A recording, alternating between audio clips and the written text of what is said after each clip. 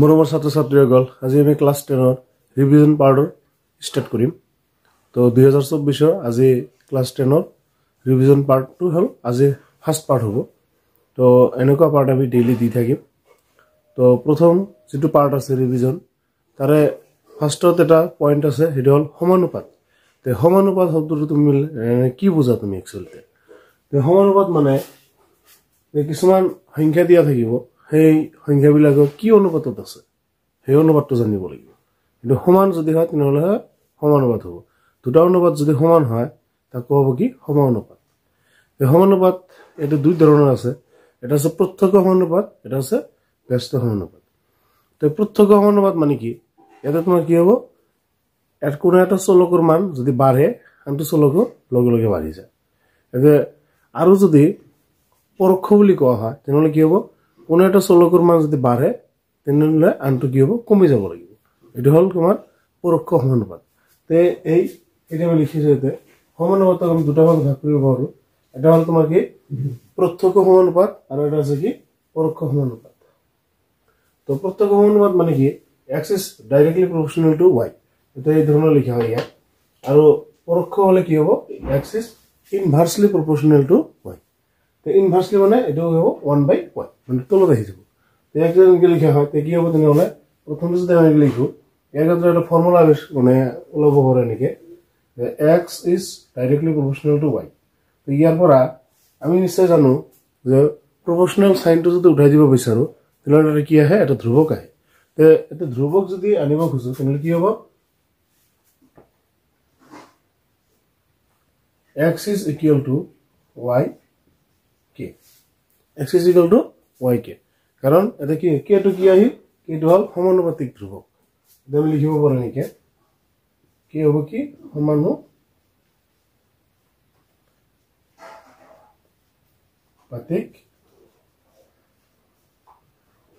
ধ্ৰুবক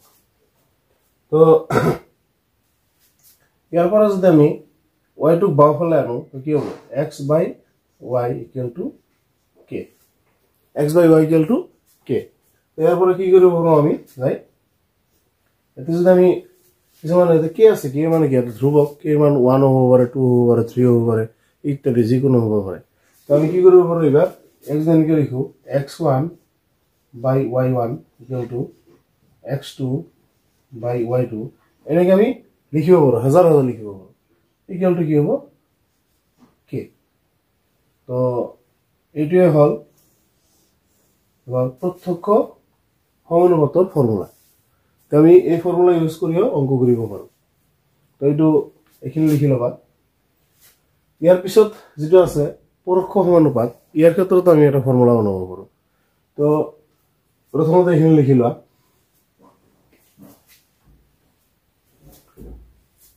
তো এখিনি হল কি তোমাৰ প্ৰত্যক্ষ সমানুপাতৰ কাৰণে এখিনি হল ফৰ্মুলা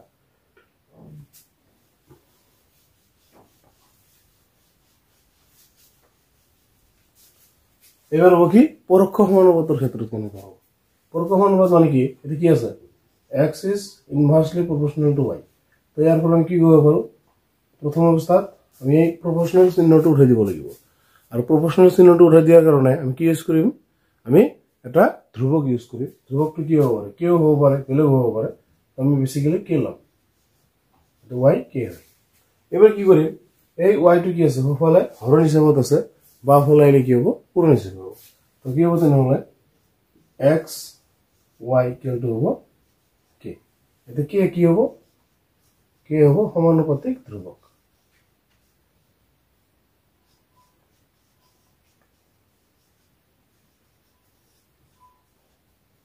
সমানুপাতিক ধ্ৰুবক তো এবাৰ এতে x y আছে তো কি লিখিব পাৰো x1 y1 equal to x2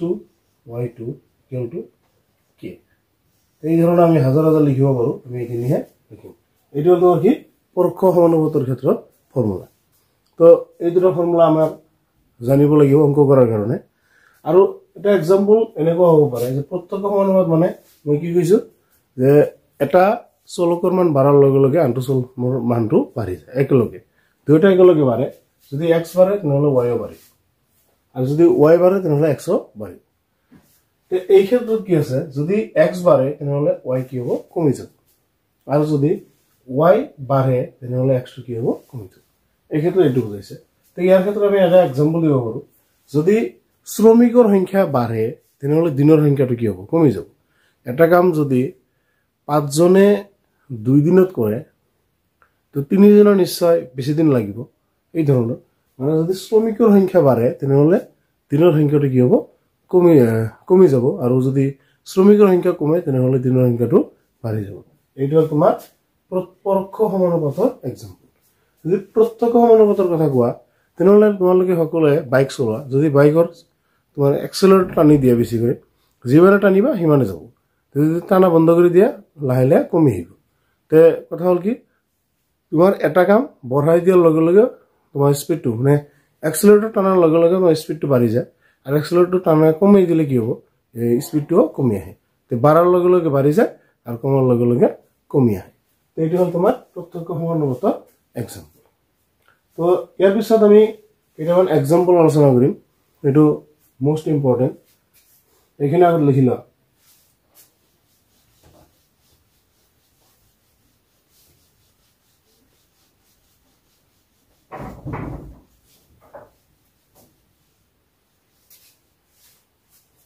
তো সাপোজ তোমাক চাৰিটা সংখ্যা দিয়া আছে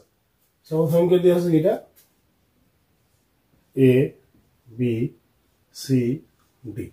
এই চাৰিটা সংখ্যা দিয়া আছে তোমাক আৰু তোমাক কোৱা আছে চাৰিটা কি আছে সমানুপাতত আছে তে তুমি লিখিবা কেনেকে এই চাৰিটা লিখা ষ্টাইলটো কেনেকুৱা হ'ব এই চাৰিটা লিখা ষ্টাইল হ'ব এনেকুৱা a is to b প্ৰথমতে এই দুটা লবা তাৰ পিছত এই দুটা c is to d তে যেহেতু তোমাক কি কোৱা আছে সম অনুপাতত কোৱা আছে সম অনুপাতত কোৱা আছে মানে কি তাক তুমি লিখিব লাগিব মাজত এনেকে এইটো সম অনুপাতত লিখিব লাগিব ইয়াক তুমি এনেকৈ লিখিব পাৰা এনেকে a by b এতে a is to b মানে কি হ'ব a by b এতে যেহেতু কি আছে তোমাৰ সম অনুপাত বুলি কোৱা আছে সম অনুপাত মানে এই দুটা অনুপাত আৰু এই দুটা অনুপাত কি হ'ব সমান তে আমি সমান যেহেতু তো সমান আছে ইউজ কৰিব পাৰো আৰু এটা কি লিখিব পাৰা c by d তো ইয়াক যদি এবাৰ এক্সচেঞ্জ কৰি দিয়া কেনেকৈ হ'ব যদি বজ্ৰ পূৰণ কৰি দিয়া a দি d পূৰণ হ'ব b দি c পূৰণ হ'ব তো কি হ'ব তেনেহলে AD equal to BC. এটা হল কন্ডিশন তুমি এনেকৈ লিখিব পাৰা এনেকৈ লিখিব পাৰা মানে এই A B C D সংখ্যা চাৰিটা যদি সমানুপাতত থাকে তেনেহলে তাৰ শৰ্তটো কি হ'ব পৰীক্ষাত আহে যে A B C D সমানুপাতত থাকে তেনেহলে ইয়াৰ শৰ্তটো কি হ'ব AD equal to BC এইটো কন্ডিশন পৰীক্ষা কৰিব পাৰে যেটো MCQ সিস্টেম এটো সুধিব পাৰে তো যদি তোমাক কোশ্চেনটো কয় যে a b c d এই সংখ্যা চাৰিটা সম অনুপাতত আছে তেনেহলে কি হ'ব বা এই সংখ্যা সম অনুপাতত থকা শর্তটো কি যে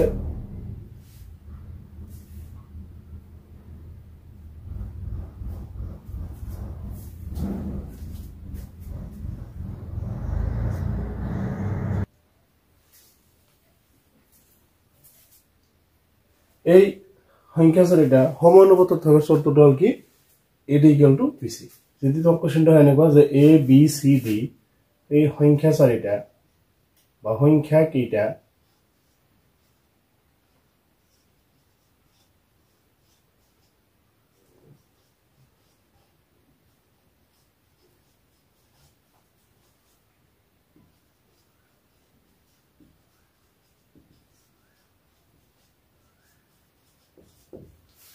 এই সংখ্যা চাৰিটা কি বা সংখ্যা কেইটা সমানুপাতত থকাৰ শৰ্তটো কি যদি কোশ্চেনটো আহে এইটো তেনেহলে ইয়াৰ আনসাৰটো কি হ'ব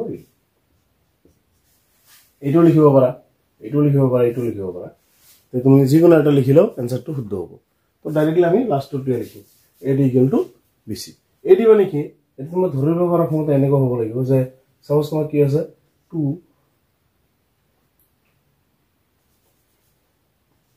2 6 6 5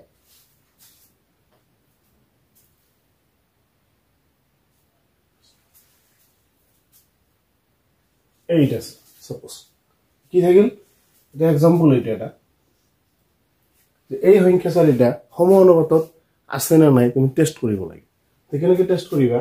এতে কি হৈছে AD equal to BC AD মানে কি প্ৰথমটো আৰু লাষ্টৰটো কি আছে পূৰণ আছে আৰু মাজত দুটা পূৰণ বুজিছা এডি ইকুয়াল টু বিসি তেনেহলে তুমি সেই সিস্টেমত কৰিবা খোজা পাৰিবা তুমি এই প্ৰথমটো আৰু লাষ্টৰ পূৰণ কৰা প্ৰথমটো আৰু লাষ্টৰ পূৰণ কৰিলে কি হ'ব 2 into 8 ইকুয়াল টু কিমান হ'ব 16 আৰু মাজত দুটা পূৰণ কৰা 6 6 গুণে নে 6 পূৰণ 6 ইকুয়াল টু কিমান হ'ব 36 তে এই দুটা সমান হৈছে নেকি কোনটো হোৱা নাই এটা তোমাৰ কন্ডিশন কি আছে যে লাষ্ট প্ৰথমটো লাষ্টৰটো পূৰণ কৰি যি হ'ব এটো মাজত দুটা পূৰণ কৰি হেইটোই হ'ব লাগিব তেনেহলে কি হ'ব এই সংখ্যা চাৰিটা সমানুপাতত থাকিব কিন্তু ইয়াতে তোমাৰ কি হ'ল এই প্ৰথমটো আৰু লাষ্টৰটো পূৰণ কৰি কিমান হৈছে 16 আৰু মাজত দুটা পূৰণ কৰি কিমান হৈছে 36 তো এই কাৰণে কি হ'ব সংখ্যা তিনিটা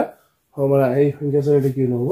সমানুপাতত নাথাকিব কাৰণ পূৰণ কৰিলে কি আছে পূৰণ ফলটোটা বেলেগ বেলেগ হৈছে সেই কাৰণে এটো কন্ডিশনটো মেইনটেইন কৰা নাই আৰু সেই কাৰণে চাৰিটা কি নহ'ব সমানুপাতত নাথাকিব আৰু এটা এক্সাম্পল ল'ব পাৰো এনেকে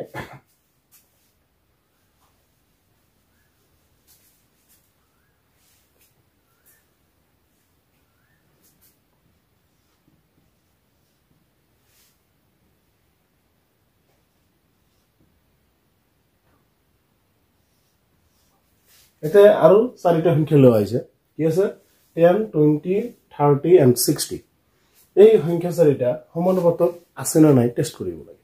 ঠিকনে কৰিছে চোৱা এইটো হেই একে নিয়মে তুমি প্ৰথমটো আৰু লাষ্টটো পূৰণ কৰিব লাগে তেন পূৰণ কৰিছা কি হয় 10 into 60 এনসাৰ কিমান আহিব 600 মাজত দুটা পূৰণ কৰা 20 into 30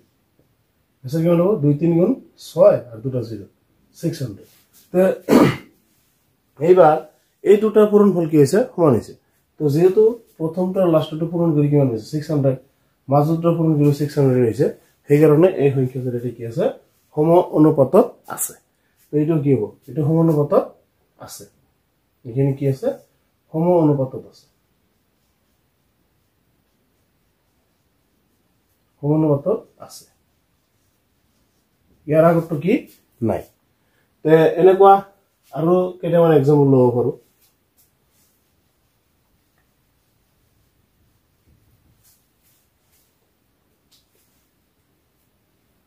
6 20 4 30 এইটা সংখ্যা হল এতে কি আছে চাৰিটা সংখ্যা আছে এই চাৰিটা সংখ্যা সমানুপাতত আছে না নাই আমি টেষ্ট কৰিব লাগে এখানে কি টেষ্ট কৰিম সো প্রথমটো আর লাস্টটো পূরণ করা 6 into 30 ইকুয়াল টু হলো 6 3 গুণ 18 মানে 180 এবার মাজত দুটো পূরণ করা 20 into 4 ইকুয়াল টু হলো 2 4 গুণ 8 0 आंसर কি মানে 80 তো প্রথমটো আর লাস্টটো পূরণ করে কেমন পয়সা 180 এবার মাজত দুটো পূরণ করে কেমন পয়সা 80 তে দুটো সমান হওয়া নাই সেই কারণে কি এই সংখ্যা চাৰিটা সমানুপাতত নাই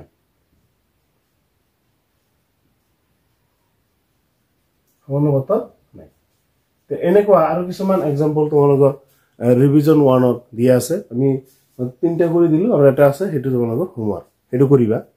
তো এই সমানুপাতৰ ওপৰত বেছ কৰি এইকেইটা কোশ্চেন হ'ব পাৰে মানে এনেকুৱা ধৰণৰ কোশ্চেন হ'ব পাৰে তো আমি বেলেগ আৰু কেইটামান এক্সাম্পল ল'ম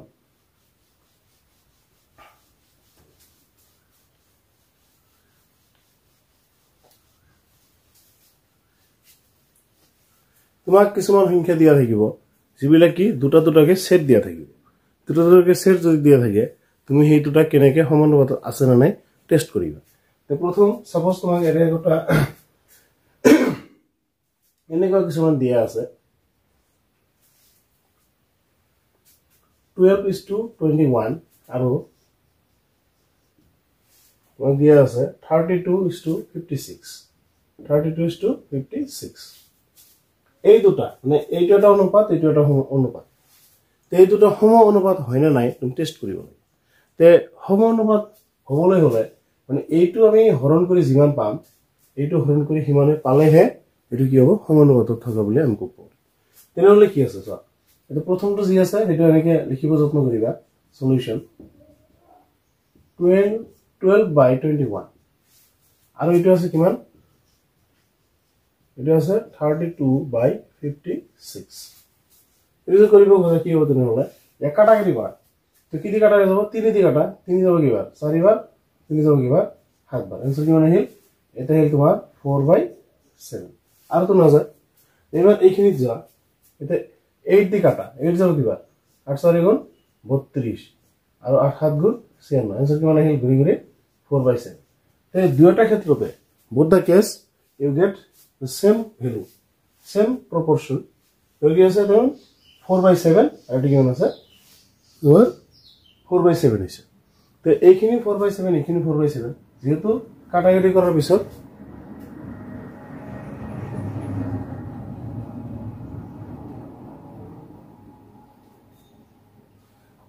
যেহেতু কাটাকাটি কৰাৰ পিছত आंसरটো কি হৈছে সেম হৈছে সেই কাৰণে কি এই সংখ্যা এই অনুপাত দুটা কি আছে সমানুপাতত আছে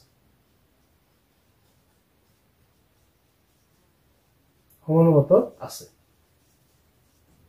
এবাৰ আৰু এটা एग्जांपल লম চাও হেতু হয় না নাই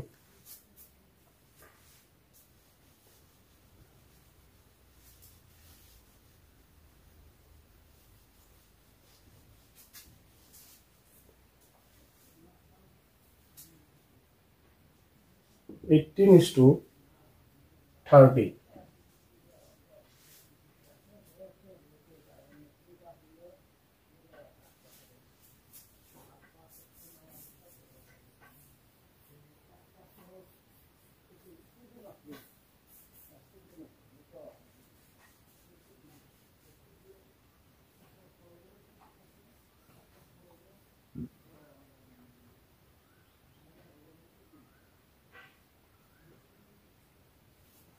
এপিসোড আৰু আছে কি 14:21 এটা সমান 18:30 আৰু কি আছে 14:21 এই সংখ্যা এই দুটা অনুপাত আছে এই দুটা অনুপাত সমানুপাতত আছে না নাই এটা আমি টেস্ট কৰিম তে টেস্ট কৰাৰ কাৰণে প্ৰথমে কি কৰিম এনেকৈ লিখিলাম এটা কি আছে 18/30 আৰু এটা কি আছে 14/21 তো কি কৰা এইটো কাটাকাটি কৰি যত কৰা কি কাটা যাব এটা এটা যাব তোমাৰ কি 6 দি কাটিব পাৰা 6 যাব 3 বাৰ 6 যাব কিবাৰ 5 বাৰ 6 5 গুণ 30 6 3 গুণ 18 आंसर কিমান আহিল এটা 3/5 এইবাৰ এইটো চাবা এটা কিমান দি যাব 7 দি যাব 7 দি যদি কাটা 7 যাব কিবাৰ 2 বাৰ 7 যাব 3 বাৰ आंसर কিমান আহিল 2/3 তে এই ক্ষেত্ৰত কি দুটা ৰেশিও কিন্তু একে হোৱা নাই দুটা যেহেতু একে হোৱা নাই সেই কাৰণে কি হ'ব এটো সমানুপাত নাই সমানুপাত নাই আমি এনেকৈ কিছুমান অংক কৰিব পাৰি তো এনেকুৱা ৰিভিজন 1 ৰ তোমাৰ মই দুটা কৰি দিলো আৰু দুটা আছে এই দুটা হোমৱৰ্ক এই দুটা তোমালোকে কৰিবা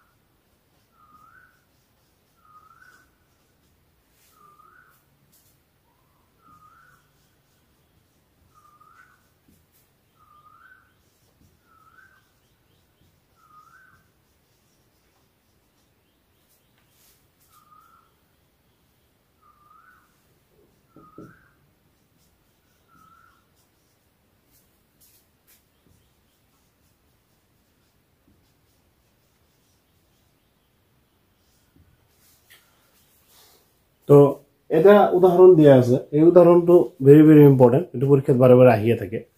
উদাহৰণটো কেনেকুৱা যে 5 জন মানুহে এটা কাম 20 দিনত কৰিব পাৰে তো কিমানজন মানুহে সেই কামটো একদিনত কৰিব পাৰিব তো ইয়াতে তোমাৰ কি আছে এইটো এটা কি আছে তোমাৰ পৰোক্ষ সমানুপাতৰ এটা এক্সাম্পল পৰোক্ষ সমানুপাত কি আছে শ্ৰমিকৰ সংখ্যা মানুহৰ সংখ্যা যেতিয়া বাঢ়িব তেতিয়া তোমাৰ মানুহৰ সংখ্যা যেতিয়া 5 জন আছিল তেতিয়া কি 20 দিনতে হৈ গৈছে কামটো যেতিয়া মানুহৰ সংখ্যা কমি যাব কমি গলেহে মানুহৰ সংখ্যা কি আছে যে তোমাৰ একদিনৰ কথা কৈছে মানে কি মানুহৰ সংখ্যা এটা বঢ়াইছে না কমাইছে যেহেতু দিনৰ সংখ্যাটো কমি গৈছে সেইকাৰণে কি শ্ৰমিকৰ সংখ্যাটো বাঢ়ি গৈছে এতে 5 জনে লাগিছে কিমান দিন 20 দিন লাগিছে তো এতে নিশ্চয় কিমানজন মানুহ আছে যাৰ কাৰণে সেই দিনটো 20 দিনত মানে এক দিনত হৈ গৈছে তো মানুহৰ সংখ্যা নিশ্চয় এতে বাঢ়িছে এতে কিমান বাঢ়িল সেইটো আমি ওলাব লাগিব ইয়াক আমি দুই ধৰণে কৰিব পাৰো এটা আছে ফৰ্মুলা ইউজ কৰি কৰিব পাৰো যেটো অলৰেডি আমি এতে তোমালোকক কৰি দিলো সেই ফৰ্মুলা এপ্লাই কৰি কৰিব পাৰো আৰু নহলে আমি ইয়াক ঐকিক পদ্ধতি এটা আছে ঐকিক পদ্ধতিটো কৰিব পাৰো আমাৰ যেটো ভাল লাগে হেতুতে কৰিম তো প্ৰথম অৱস্থাত যেহেতু তোমালোকৰ এক্সাম্পলটো এটো কিতাপত কৰি দিয়া আছে এটো কৰি দিয়া আছে তোমাৰ সেই মই যেটো ফৰ্মুলা দিছে প্ৰথমতে সেই ফৰ্মুলা অনুযায়ী কৰি দিছে তো ইয়াক তুমি এনেকৈ লব পাৰা প্ৰথমত এই ফৰ্মুলা অনুযায়ী যদি কৰিব খোজা তে সাপোজ আমি লিখিমতে প্ৰথমতে আমি লিখিম মানুহৰ সংখ্যা তাৰ পিছত লিখিম দিনৰ সংখ্যা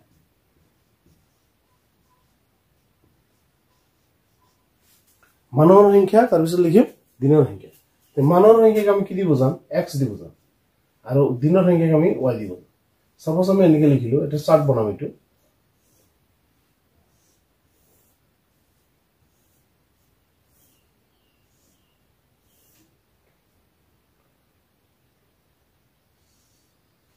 তো প্ৰথম অৱস্থাত এতে কি আছে মানুহৰ সংখ্যা কিমান আছে প্ৰথমতে 5 জন আছে তো আমি এটো কি লিখিম x1 লিখিম এটো লিখিম আমি x2 লিখিম এটো y1 লিখিম এটো y2 লিখিম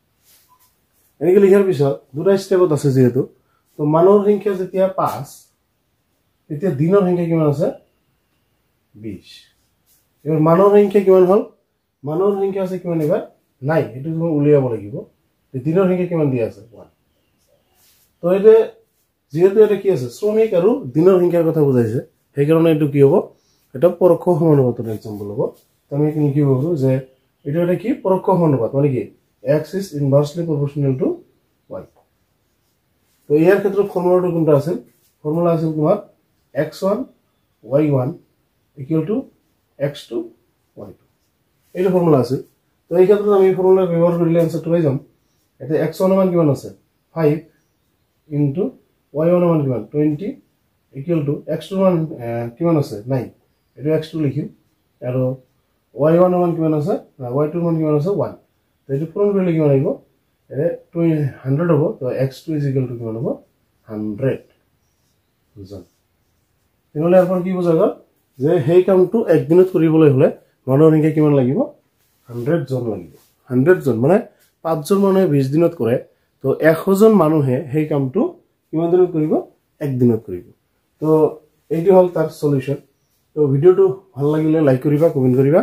আৰু আমাৰ চেনেলটো সাবস্ক্ৰাইব কৰিবা